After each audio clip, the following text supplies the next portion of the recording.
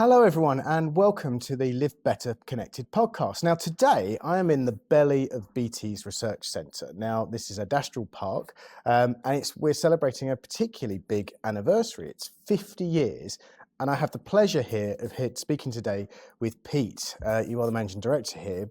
If you want a quick introduce yourself. Yeah, thanks, Gareth. I'm Peter Bell. I'm the MD at Adastral Park, and I've worked here 32 years of that 50-year anniversary. Looking very young, obviously. Thank you. And I mean, I mentioned this, said this was the belly of research and development in BT, but to some in the telecoms world, they may know this as it's come out with some amazing things, but to the vast majority of people, Adastral is not something they maybe have in their common lexicon. So what is Adastral Park? So before we do that, let me just say what BT's mission is. BT has become the trusted connector. So we want to have the best networks which keep all our customers safe and sound and secure and give them the services they want. And Adastral Park is a key enabler to that. So what we do at Adastral Park, we have a number of technologists, engineers who embrace all the latest technologies and develop them to create the products and services that BT offers. I always remember BT had a futurologist at one point. We did. We don't have a futurologist at the moment, but we do have a number of people who scan technologies and understand what those technologies do. But Adastral Park is more than that. So what we have here is a 24/7 operations. We also have some security teams who work here, and we also have lots of technology companies who are on the site. So it's a real technology hub. There's about 150 companies on site. And we also, on top of that, we have relationships with universities, including Suffolk University, who actually teach the future technologists on this campus as well. Wow, so we'll get into that, and I think some of that's getting universities in, looking at, as we say, there's the technology of today and the technology of the future too. But at Adastral Park, we say it's a 50-year anniversary. I mean, what does that mean? So it's 50 years this year, and we're delighted to celebrate that. But if you just go back in history, BT's been going since about the 1900s, and it wasn't called BT then, but you can trace it back to that long. It was the post office before that, wasn't it? It was the post office before that, that's right. And actually the site we're on was selected in the 70s to enable BT to develop its research because we were running out of space, and it was selected in the 70s. And actually it's a site of World War I and World War II Air Force base. I was going to say, I think we spoke previously about this, but there was a particular flying ace that flew out of here. Yeah, Douglas Bader. So Douglas Bader flew out of here, and of course there's a pub named after him quite close that I don't frequent because I'm too busy here. So we've never been to the pub, of course, and it was a airfield in World War I and World War II. Yeah, that's right. And so in the 70s, BT wanted to expand its R&D. It selected Adastral Park, Martlesham and Suffolk here, and in 1975, Queen Elizabeth opened up the whole site, and of course 70 years ago is in November this year, and we'll be celebrating 50 years. 50 years, which is always amazing to get to. It's half a century. Why does BT need a research and development centre? Well, I think if you look at the number of inventions we've had over the years, it speaks for itself. So we have thousands of patents that we've developed, and if we talk about some of the innovations we have in the mobile sector, for example, in 1993. We developed what was voice activation detection, and you're going to say, what is that? What is that, and why do we care? And basically, it does the voice activation. It checks when the voice is coming in, and the reason why your viewers and listeners might want to be aware of that, it keeps battery life, so it helps battery life. That was developed in 1993. If we go forward a little bit to 1999, that's when the first data call was done across the world by BT Cellnet, who were based here. So first data calls, so what we would now know as sort of, let's say, voice over LTE or over-the-top apps that allow you... Well, data, so it would be things that we take for granted these days when you get your mobile phone out. Okay, so that was 1999. And if we sort of pan forward even further, in 2024, we developed technologies for cell sleep. And you're going to say, what do we want that for? Well, actually, it means we maintain the customer service so the customer gets the best service they can. But in the meantime, we are switching off certain cells in a cell tower so that we can manage the energy and reduce the energy, which of course is good for BT, but also good for the planet. So someone explained to me that that was sort of like the network breathing, and essentially it only needs to be on when it is being used. And sort of, for, obviously, as you say, from a net zero point of view, that's big reduction in energy. If you're not using those masts, they're not off, but they're asleep, as you say. Yes, that's right. And of course, I think the telecom sector could be accused of not looking at energy and looking at sustainability until very recently, and it's a key focus of BT and key focus of what we do at Adastral Park. And we'll see some of that later as well. And I mean, you mentioned, it's a leading centre. I think, some of it's the leader in patents and applications. Yeah, I mean, we're number one in terms of research and development in the telecom sector in the UK, and we have hundreds of patents every year going through, and we've developed some amazing things here, and we'll continue to do so. And I find it's always quite interesting because the UK sometimes gets a sort of bad rap about its R&D, but it's fascinating to be here today seeing what is actually happening in this sector, in the telecom sector.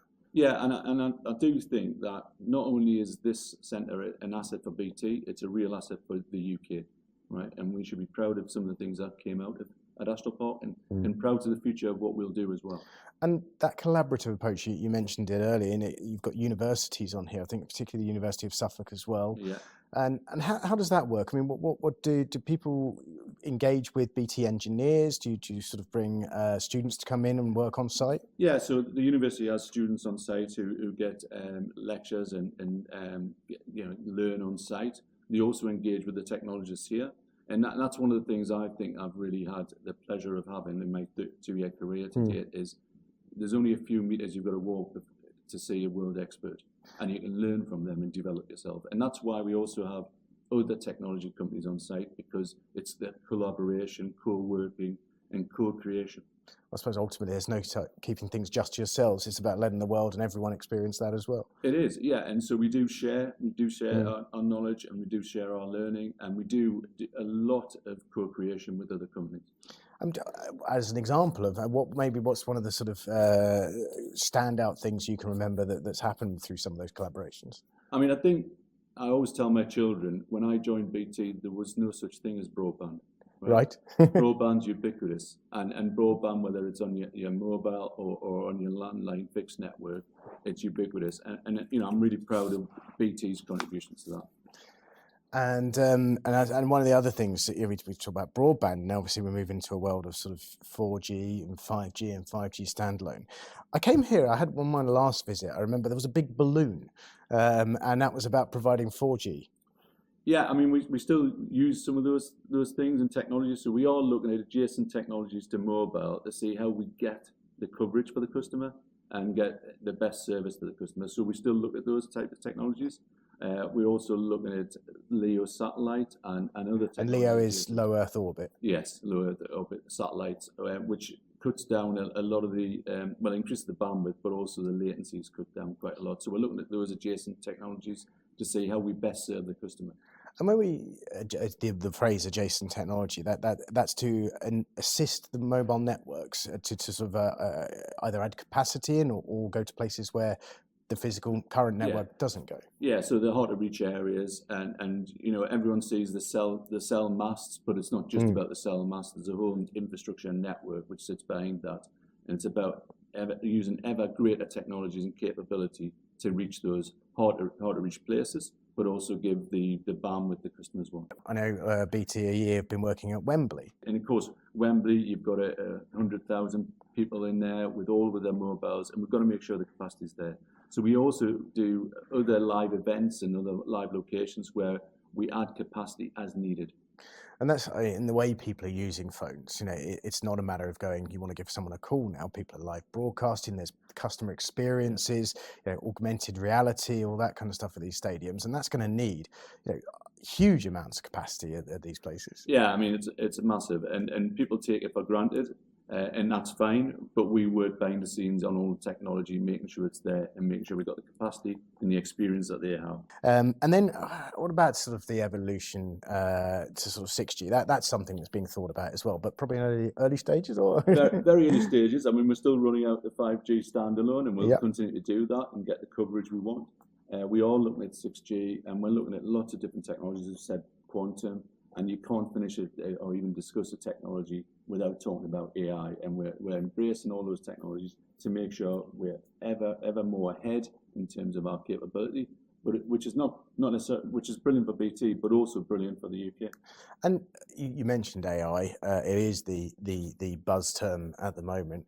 I mean, some people would be afraid of it and worried about it, and it doesn't help with having these films of the past like Terminator. And all. But I mean, what's your view of AI?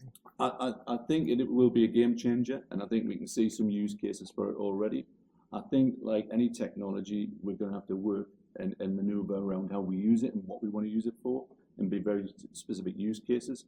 But I think it will allow us to really advance capability. Again, sort of, with the 50 years going on here, what possibly do you see for the next 50 years? I hope a very healthy future. I think BT is really a gem that we have in the UK. I would say that working for BT, but it's certainly true. And I think there'll be some amazing technologies coming out of this site. So watch this space. Watch this space. Well, thank you, Pete. I think it's always fantastic to learn and get into some of these amazing areas, which within the whole mobile world and the fixed world as well, the technologies of today and the future and how they're helping us. So, and everyone else, I hope you've enjoyed this episode. Please do hit that subscribe button and like, and we'll be looking forward to more podcasts as we go forward.